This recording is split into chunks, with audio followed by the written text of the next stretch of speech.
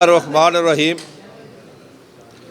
सबसे पहले तो मैं तमाम मीडिया पर्सन, इलेक्ट्रॉनिक और प्रिंट मीडिया दोनों का मशकूर हूँ कि बड़े शार्ट नोटिस पे आप इतने ज़्यादा दोस्त तशरीफ़ लाए हैं, क्योंकि आज का टॉपिक ही बड़ा अहम है। ये टॉपिक सिर्फ यहाँ अहम नहीं, पूरे पाकिस्तान में, बल्कि इस गंदम के बहरान पे मैं समझता हूँ कि हमें सबसे ज़्यादा जिसने सपोर्ट किया वो मीडिया ने किया है। ये पाकिस्तान का सबसे बड़ा इशू था और पाकिस्तान की मैं समझता हूँ बका इसमें है, क्योंकि पूरी दुनिया में फूड सिक्योरिटी नंबर 1 पे है, बॉर्डर सिक्योरिटी नंबर 2 पे चली गई है। ये फूड सिक्योरिटी का मसला था। मैं खराज तहसीन पेश करता हूँ तमाम मीडिया को कि जिन्होंने इस इशू को 24 आवर लोगों तक पहुँचाया और हमारी सपोर्ट की। इशू ये है कि ये टोटल फैसले बदनीति पे हैं जी, क्योंकि ये स्टोरी मैंने ब्रेक की थी, ये रिकॉर्ड भी मैं लेके आया था सारा। तमाम मीडिया को हर जगह पे पहली एप्लीकेशन ही वज़ीर आज़म साहब को मैंने दी है, आर्मी चीफ़ को दी, वज़ीर आज़म को दी, DG SIFC को, फाइनेंस मिनिस्टर को और मिनिस्टर फूड सिक्योरिटी को, कि गंदम जो दरामद की गई है वो टोटली बदनीति पे, सिर्फ पैसे कमाने के लिए, बोटी खाने के लिए, बकरा नहीं बल्कि ऊँट ज़िबा किया गया। हमारे अपने पास 1 अप्रैल 2024 के जो पिछले साल के स्टॉक मौजूद है, नेशनल फूड सिक्योरिटी के मुताबिक हमारे पास जो गंदम पड़ी है वो 44 लाख टन गंदम मौजूद है हमारे पास पिछले साल की। उसके बावजूद 35,87,000 टन बाहर से गंदम इंपोर्ट कर ली गई। और इंपोर्ट में सबसे बड़ी बदनीति ये है कि कभी नहीं हुआ कि जब आप बाहर से कोई चीज़ इंपोर्ट कर रहे हो तो आप उसको कैप ना करें, एक हद मुकर्रर ना करें। अनलिमिटेड किया गया, नंबर 1, कोई हद मुकर्रर नहीं की गई। नंबर 2, 31 मार्च तक परमिशन दी गई, आप इंपोर्ट कर सकते हैं। 31 मार्च से मुराद है कि फरवरी एंड पे सिंध की गंदम आ जाती है और मार्च पे मुकम्मल सिंध आ जाता है। जब आपकी अपनी हार्वेस्टिंग शुरू होती है उस वक्त आप बाहर से इंपोर्ट नहीं कर सकते। इंपोर्ट करने की वजह क्या थी? वजह यह थी कि बाहर इंटरनेशनली पहली दफ़ा हुआ कि गंदम सस्ती होगी और पाकिस्तान में महंगी हुई, वरना 20 साल ऐसा रहा है कि हमारी गंदम से बाहर की गंदम आलमोस्ट डबल रेट होता था, हमारा उससे हाफ रेट होता था। उस वक़्त इस माफिया ने यहाँ से गंदम स्मगल करके पैसा कमाया और एंड कंज्यूमर को नुकसान पहुँचा कि 2 साल पहले हमने गंदम बेची थी 2200 रुपये मन, एंड कंज्यूमर गरीब आदमी को वही गंदम मिली थी 6000 रुपये मन, काश्तकार को 2201 रुपये भी नहीं मिला था। फिर जब बाहर से गंदम सस्ती $200 पे आ गई, वो 2400-2500 में पहुँच रही थी कराची। उस माफिया को अकोमोडेट करने के लिए जो दूसरा बड़ा काम किया गया, जो पाकिस्तान में पहली दफ़ा हुआ, फर्स्ट टाइम, जो अपने पास रिज़र्व जो गंदम मौजूद थी जिसको रिलीज़ करना था फ्लोर मिलों को, उसका रेट 3900 था, उसको उठा के 4700 कर दिया, सिर्फ इसलिए कि अपनी गंदम ना बिके, जो बाहर से गंदम आ रही है वो सेल हो जाए। उस माफिया को, प्राइवेट सेक्टर को फ़ायदा पहुँचे, क्योंकि जो ये इजाज़त देने वाले थे, जो ECC में बैठे थे, जो समरी मूव करने वाले थे, ये सारे हिस्सेदार थे उसमें। ये नहीं है कि ये हिस्सेदार नहीं थे, ये मुकम्मल हिस्सेदार थे। ये बदनीति पे थे। मैंने जिस तरह पहले कहा है कि एक बोटी खाने के लिए इन्होंने ऊँट को ज़बह कर दिया। आप यकीन कर लें, मैं काश्तकार के जज्बात का लफ्ज़ों में अहाता करके नहीं बता सकता काश्तकार इस वक्त कितनी तकलीफ़ में है। जब मुझे पता चला तो मैंने जाके वज़ीर आज़म पाकिस्तान को एप्लीकेशन दी, मैंने आर्मी चीफ़ को एप्लीकेशन दी, मैंने DG SIFC को दी, और उसमें मैंने सारा शो किया कि नुकसान किसको कितना नुकसान हुआ है। उसमें तकरीबन 100 अरब कमाया माफिया ने, $1 बिलियन ज़र मुबादला खर्च हुआ पाकिस्तान का, तकरीबन 400 अरब का नुकसान हुआ काश्तकार का, जो उसको असल रेट से कम रेट मिला है, और 150 अरब रुपया हुकूमत को और नुकसान हुआ। जो गंदम अपने पास पड़ी थी ना सेल की, उस पर जो इंटरेस्ट बन गया 150 अरब रुपया। आप बेशक उसको कैलकुलेट कर लें, यानी हर लिहाज से पाकिस्तान का नुकसान था या पाकिस्तान की आवाम का नुकसान था। और आज आके एक तकसीम की गई है कि जी शहरी आटा सस्ता और देहाती, गंदम देहातियों के, शहर में आटा सस्ता। मैं चाहता हूँ, खुदा की कसम मैं खा के कहता हूँ, मेरे गरीबों को रोटी 8 रुपए की मिले। मैं खुद जिनके लिए काम करता हूँ, मेरा किसान जिनके लिए काम करता है, वो एंड कंज्यूमर के लिए काम करता है, 24 घंटे काम करता है, साल के 365 दिन 24 घंटे वो काम करता है, सर्दी है, गर्मी है, कुछ है, एंड कंज्यूमर के लिए करता है, क्योंकि वो नैब खुदा है। अल्लाह का दिया हुआ रिज़्क़ इस ज़मीन का सीना चीर के अल्लाह की मखलूक तक वो पहुंचाता है। जो गंदम 2400 में आई, क्या पिछले 5 माह उसका फ़ायदा हुआ एंड कंज्यूमर को? क्या उन्होंने आके 2400 वाली गंदम जहां पाकिस्तान में 2800 में बेची, उन्होंने आके 4400-4500 में बेची, क्योंकि सारा सिस्टम उनके साथ था और वो कमाई करके एक साइड पे चले गए। पहले ये माफिया स्मगलिंग करके, अब इंपोर्ट करके। सबसे बड़ा जो नुकसान है मुल्क का, वो नुकसान ये है कि गंदम के रकबे के ऊपर आपकी 2 बड़ी फसलें आनी हैं, एक कपास और चावल। जब गंदम के काश्तकार के पास पैसे नहीं होंगे तो अगली फसलों पे वो इन्वेस्टमेंट कैसे करेगा? मैं आपको अर्ज़ करता चलूँ, हमने हर चीज़ ब्लैक में ख़रीदी, DAP, यूरिया। सिर्फ यूरिया में गंदम के ऊपर हमने 150 अरब रुपया असल कीमत से ज़्यादा अदा किया है। क्या रियासत नहीं थी उस वक़्त? रियासत की कोई रेट नहीं थी काश्तकार के लिए? क्या काश्तकार का तहफ़्फ़ुज़ नहीं करना था? यूरिया ब्लैक में है आज, जबकि उसकी ज़रूरत भी नहीं है। वजह, जो ऊपर बैठे हैं फैसले ही नहीं करते, सही फैसले ही नहीं करते। आप यकीन कर लें कि यूरिया के 5 रेट हैं आज भी एक ही चीज़ के। जब पता चला ये मुख्तलिफ प्लांटों का रेट ही मुख्तलिफ है, कि गैस का रेट मुख्तलिफ है। मारा कौन गया? काश्तकार। सप्लाई एंड डिमांड का इशू बन जाता है। सप्लाई किसने पूरी करनी है? हुकूमत ने करनी है, क्योंकि हर चीज़ उसके कंट्रोल में है। आज काश्तकार के ना घर के हालात अच्छे, ना खेत के हालात अच्छे, ना उसके बच्चों की सेहत के हालात अच्छे, ना तालीम के हालात अच्छे। मैं काश्तकार के घर की हालत में आपको नहीं बता सकता कि वो कितनी बुरी इस वक्त हालत में गुजर रहा है, क्योंकि जब गंदम आती है सिर्फ काश्तकार नहीं, बल्कि इर्द गिर्द के कस्बे, इर्द गिर्द के शहर, और जब गंदम बेचता है उससे वो सारा सर्कल चलता है सबका, चाहे वो दुकानदार है, चाहे कोई मोटरसाइकिलें बेचता है, चाहे कोई साइकिल बेचता है, तमाम कारोबार उसी काश्तकार के सर पे चलता है उसे। वजह यह है कि काश्तकार एक साल में 20 अरब रुपए की प्रोड्यूस पैदा करता है और वो पैसा यहीं अपने मुल्क में इन्वेस्ट करता है। 20,000 अरब, 20,000 अरब डॉलर नहीं, 20,000 अरब वो करता है, क्योंकि काश्तकार अपना पैसा बाहर लेके नहीं जाता। काश्तकार तो मुहब्बे वतन है। काश्तकार अपनी ज़मीन का टुकड़ा उठा के किसी दूसरे मुल्क में मुंतकिल नहीं कर सकता। काश्तकार का जीना पाकिस्तान में, मरना पाकिस्तान में, उसकी औलाद इधर, जायदाद इधर, तालीम इधर, सेहत इधर, उसका ईमान भी इधर पाकिस्तान में है। इसीलिए काश्तकार हर वक्त अपने मुल्क के लिए सोचता है। आज मैं समझता हूँ कि हमारी उस इम्पोर्ट की इंक्वायरी हो गई है। आज साबिक वफाकी वज़ीर डॉक्टर कौसर अब्दुल्ला का ARY पे बयान चला है उनका, उन्होंने कबूल किया है, आज ये कहा है कि जी समरी मेरे आने से पहले मूव हो चुकी थी। उन्होंने कहा है आज टीवी पे बैठ के कि इसको इंपोर्ट करने की ज़रूरत नहीं थी। एक वफाकी वज़ीर, एक प्रोफेसर, एक इंतहाई पढ़ा लिखा शरीफ आदमी, आज उसने आके मीडिया के सामने, क्योंकि पहले वो श्रीलंका गए हुए थे, वापस आए, आज उन्होंने, तो मेरा ख्याल में अब होना ये चाहिए कि उन किरदारों को फांसी लगनी चाहिए, क्योंकि काश्तकारों का मुआशी कत्ल हुआ 6 करोड़ काश्तकारों का पाकिस्तान में। काश्तकारों के घर की हालत तो जाके देखें। जो गंदम लेके खेत पे बैठा, क्या उसे रात को नींद आती है? फिर पंजाब वालों ने क्या किया? मैं मिला हूं चीफ मिनिस्टर पंजाब से, मैं वफाक में वाकई फेडरल मिनिस्टर सबसे मैं मिला हूं, मैं हर एक से मिला हूं जाके, मैं हर एक को जाके अपनी रुदात सुनाई है, मैं हर एक के जाके रिक्वेस्ट की है। मैंने जाके, मेरा ज़ाती मसला नहीं था, मैं आपको अर्ज़ कर दूं, ये मेरे मुल्क का मसला था। मैंने जाके कहा है कि हमने सबक नहीं सीखा कि 1.5 साल पहले हमने 24 खवातीन आटे की लाइनों में शहीद करवाई। हम वो वक्त भूल गए हैं, हम वो वक्त भूल गए हैं जब गंदम हमारे पास हम बाहर से इंपोर्ट करते थे। अगर काश्तकार ने मेहनत की है, काश्तकार ने देखा है कि मेरी माएँ बहनें आटे की लाइनों में शहीद हो रही हैं, उसने मेहनत की, स्ट्रगल की, आज तो काश्तकार को ये हक देते कि वो आज बैसाखी मनाता जितनी पैदावार हो रही है अल्हम्दुलिल्लाह।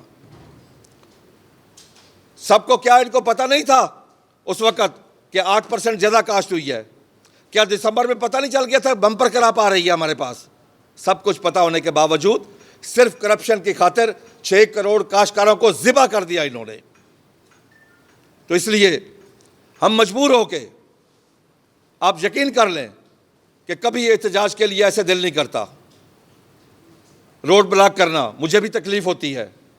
जब मैं किसी शहरी का अगर मैं रोड ब्लॉक करूं, यकीन कर लें बहुत तकलीफ़ होती है उस वक़्त, क्योंकि मैं भी इंसान हूं, हम काश्तकार भी इंसान हैं।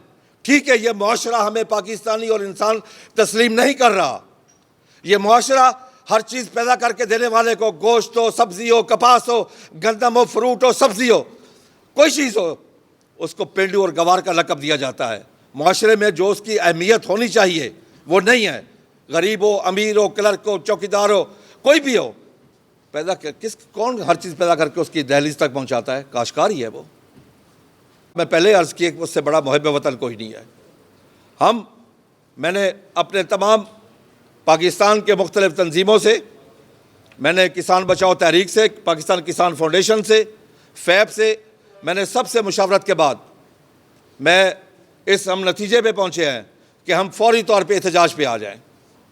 इसके अलावा हमारे पास एहतजाज अपनी ज़ात के लिए नहीं, ये मैं आपको बता दूँ, पाकिस्तान की ज़राअत को बचाने के लिए।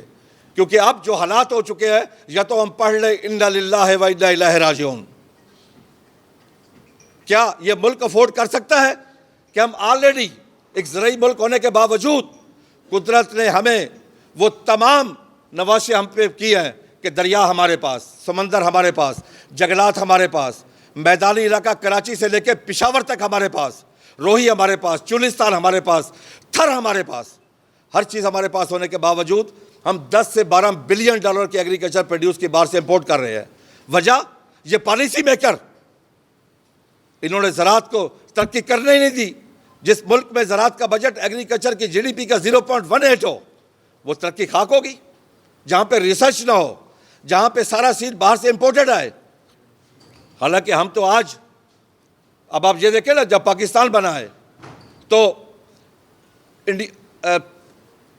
17 अजला पंजाब के हमारे हिस्से में आए, पाकिस्तान के हिस्से में आए, 13 अजला भारत के हिस्से में गए। आज वो 13 अजला 150 करोड़ की आबादी को फीड कर रहे हैं।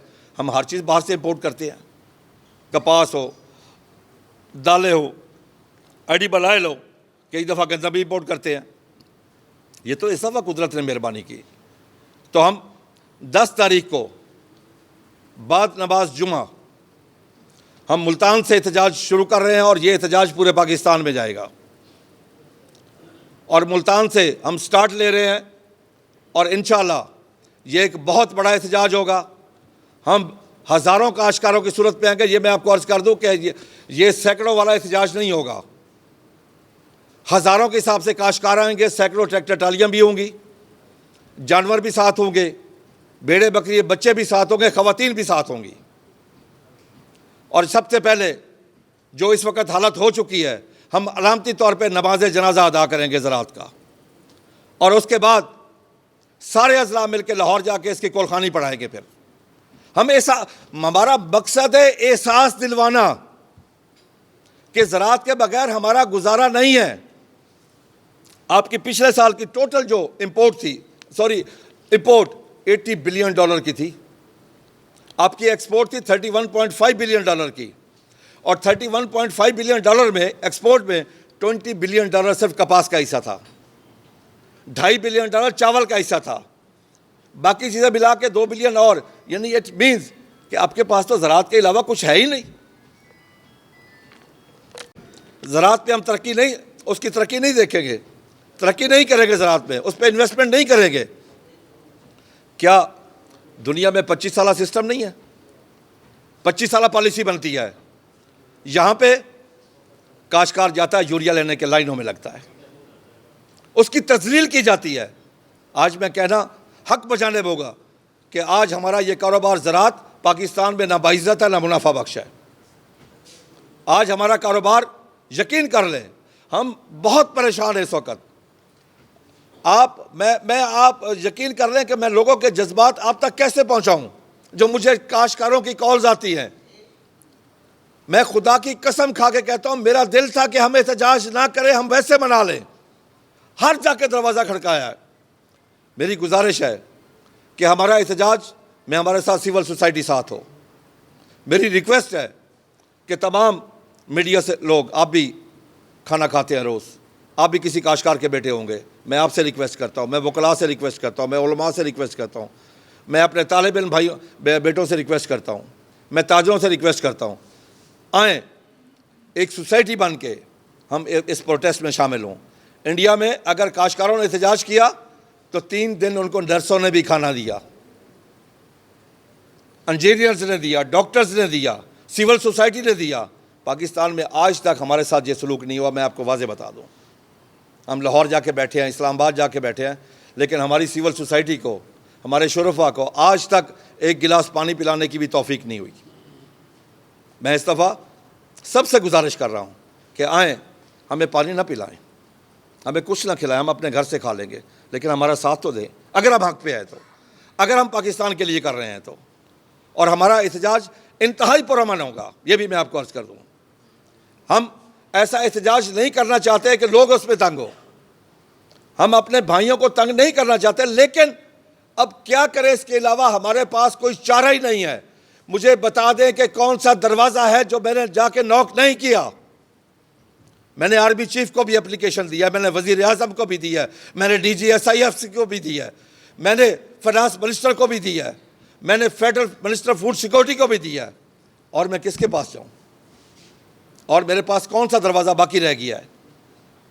और दरवाज़ा कौन सा है मेरे पास? Civil society. अब अवाम अपने भाइयों के पास आए, मेरे साथ मिल के 10 तारीख को हम इस एहतजाज का आगाज़ करें मुल्तान से, और इंशाअल्लाह ये एक ऐसा आगाज़ होगा। मैं आपको अर्ज़ कर दूं कि मैं काश्तकारों के इस वक्त जो मैं नबज़ देख रहा हूँ उनकी, तो मेरी उम्मीद से वो कहीं ज़्यादा होंगे। हम पहले भी यहाँ पे एहतजाज करते हैं, एक दिन के आधे दिन के नोटिस पे हम 2-3 हज़ार बंदा इकट्ठा कर लेते हैं, लेकिन इस दफ़ा काश्तकारों की ख्वाहिश थी कि खुदा की कसम मैं खा के था, वो कहता कल करें। ये मैंने टाइम आगे किया है, मैं कह नहीं यार आप तैयारी करें। तो मेरी यही है जी, आप सबसे गुजारिश है, मीडिया से आपने जी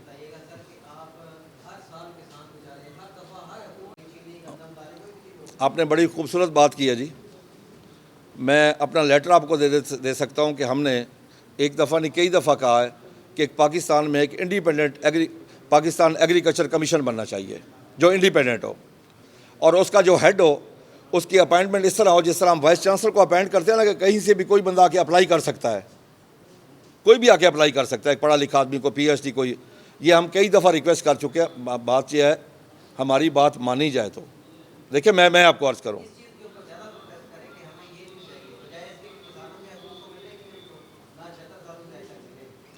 सर देखिए मैं आज किसानों के हकूक़ की बात नहीं कर रहा, मुझे जो नज़र आ रहा है आगे, मैं आपको अर्ज़ कर दूँ जो मुझे नज़र आ रहा है, अगर अगली दफ़ा गंदम की काश में कमी आ गई, बाहर गंदम इस दफ़ा सस्ती है, अगर महंगी हो गई, क्या करेंगे? अवाम क्या करेगी? ये पहली दफ़ा हुआ है ना कि बाहर गंदम का रेट कम हो, ऊपर भी जा सकता है। अगर दोबारा रेट ऊपर चला गया तो अवाम क्या करेगी? रिस्क तो मेरे रब ने देना है। मैं आपको एक बता दूँ, हमारी एक बहुत बड़ी डिस्कशन चली आपस में कि हम मंडियों को बंद करें, कोई चीज़ देहातों से जाने ना दें। आप यकीन कर लें, अंदर ऐसा खौफ खुदा आया, इतना बड़ा खौफ कि मैं, अल्लाह माफ़ करे, नऊज़ बिल्लाह, मैं किसी को रोज़ी देने वाला वो मेरा रब है। मैं कौन होता हूँ मैं जाकर रोकूँ? खुदा की कसम। वरना इस मुल्क में क्या है, क्लर्क कलम छोड़ हड़ताल करता है, ताजर शटर डाउन हड़ताल करता है, सनतकार अपनी इंडस्ट्री बंद करता है, काश्तकार भी ये काम कर सकता है, अपनी काश में कमी ला सकता है, कुछ भी कर सकता है, अपनी फसल वहीं दरिया में फेंक सकता है। लेकिन हम मुसलमान हैं, हम अल्लाह से डरते हैं, हमारे पास यही हमारे फ़ख्र के लिए काफ़ी है कि हम नैब खुदा हैं, अल्लाह का दिया हुआ रिज़्क़ इस ज़मीन का सीना चीर के अल्लाह की मखलूक तक पहुँचाते हैं।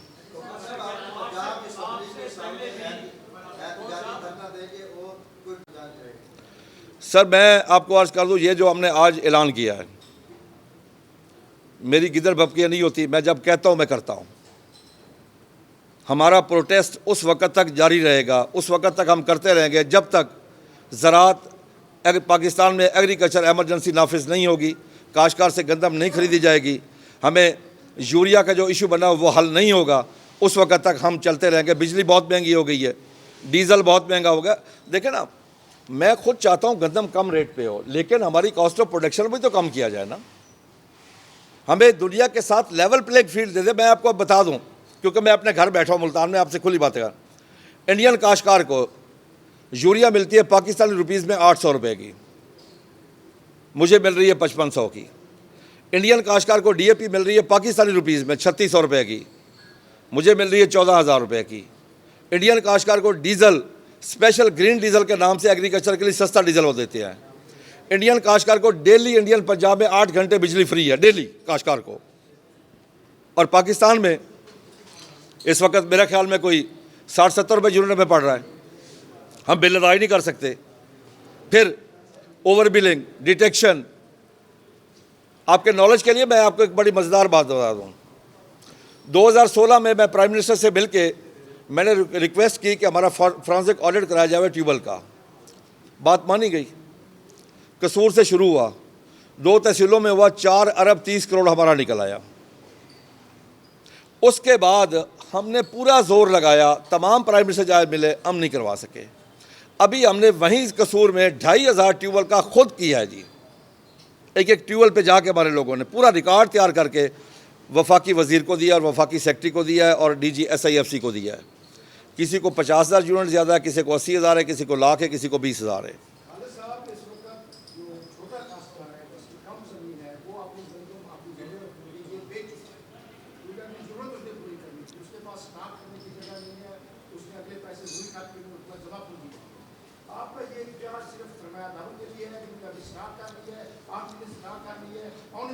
आपने आपने आपने आपने एक मिनट मेरी बात सुने। आपने मेरे दिल की बात की है।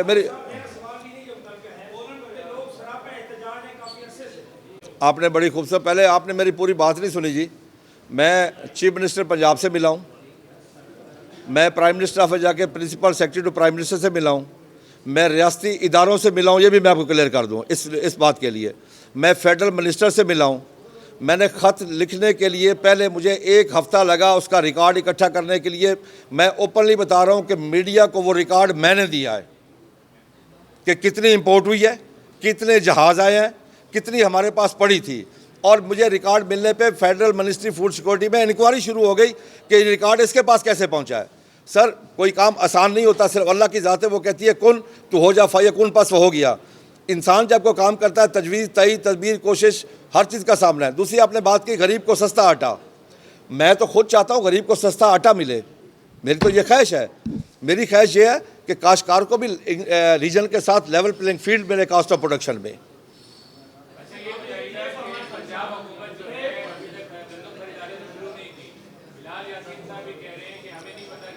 लेकिन जहाँ तक बिलाल यासीन की बात है, वो मेरे ख्याल में बहुत ज़्यादा एक्सपर्ट हैं जी, जो कह रहे हैं कि जी नमी बहुत है, पास्को ख़रीद कर रही है, पंजाब सीड कॉरपोरेशन कर रही है।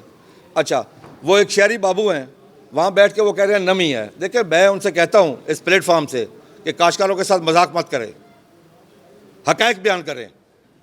नहीं खरीदनी तो वाज़े आके ओपनली आके कहें हम नहीं खरीद कर रहे, लारे में मत रखें काश्तकारों को। काश्तकार एक भोला भाला शख्स है, इस मुल्क की खिदमत कर रहा है, उसके साथ कम से कम ये काश्तकार के साथ ये सलूक नहीं होना चाहिए जो बिलाल यासीन साहब कर रहे हैं।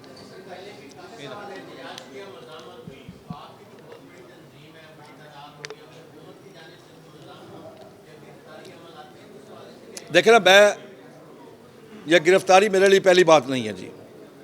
मैं पहले भी लाहौर गिरफ्तार हुआ था, मैं इस्लामाबाद गिरफ्तार हुआ था। लाहौर मुझे वाघा बॉर्डर रखा था, इस्लामाबाद मुझे CI सेल में रखा था। इसकी हमें कोई परवाह नहीं है, गिरफ्तारियों की, किसी चीज़ की कोई परवाह नहीं है। हम कोई गलत काम करने नहीं जा रहे। आज इतना टाइम देना, आज जो हम 4-5 दिन टाइम दे रहे हैं, उसका मकसद यह है कि हुकूमत होश के नाखन ले। मैं पाकिस्तान के मफाद के लिए बात कर रहा हूँ, मैं पाकिस्तान की आवाम की मफाद की बात कर रहा हूँ, मैं काश्तकार के मफाद की बात कर रहा हूँ, मैं फूड सिक्योरिटी के मफाद की बात कर रहा हूँ।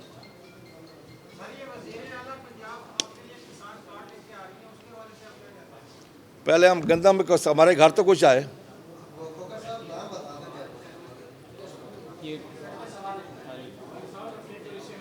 जी जी वेलकम।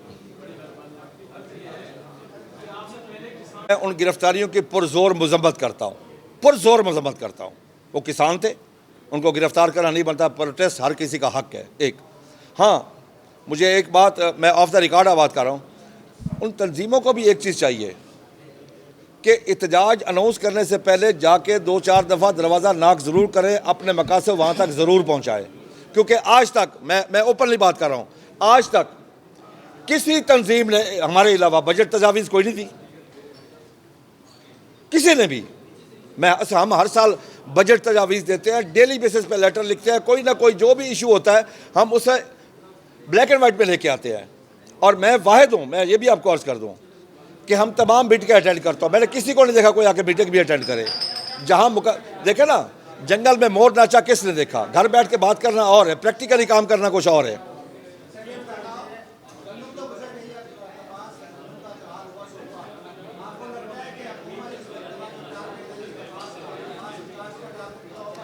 सर मैंने मीटिंग में कहा है, एक मिनट, मैंने मीटिंग में कहा है कपास की, मैं उस मीटिंग का मेंबर हूँ, उस कमेटी का जो कपास के, मैंने मीटिंग में कहा है, एक मज़ाहिया चुटला है, मैं आपको बता दें जो मैंने कहा है जी।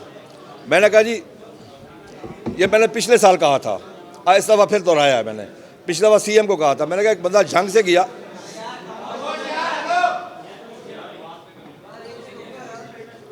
मैंने कहा एक बंदा, एक मिनट, मैंने कहा जी एक बंदा गया जंग से हज पे, खाना काबा में खड़े होकर दुआ मांगी कि अल्लाह सही मैंने तो इतने मौत दे दे, इत्थे ही रख लै मैनू। कुदरती उसने बुखार शुरू हो गया, उन्होंने फिक्र पै गई, दोबारा पहुँच गया खाना काबा, कहता अल्लाह मियाँ मैंने तो इतने रख ला, पर तेरा इतबार उड़ जाएगा, मुड़ के जंगों कोई नहीं आता। ये मैं पिछली बारी कहा कि सानू अगर रेट ना मिले कपा आकाश कोई नहीं होनी।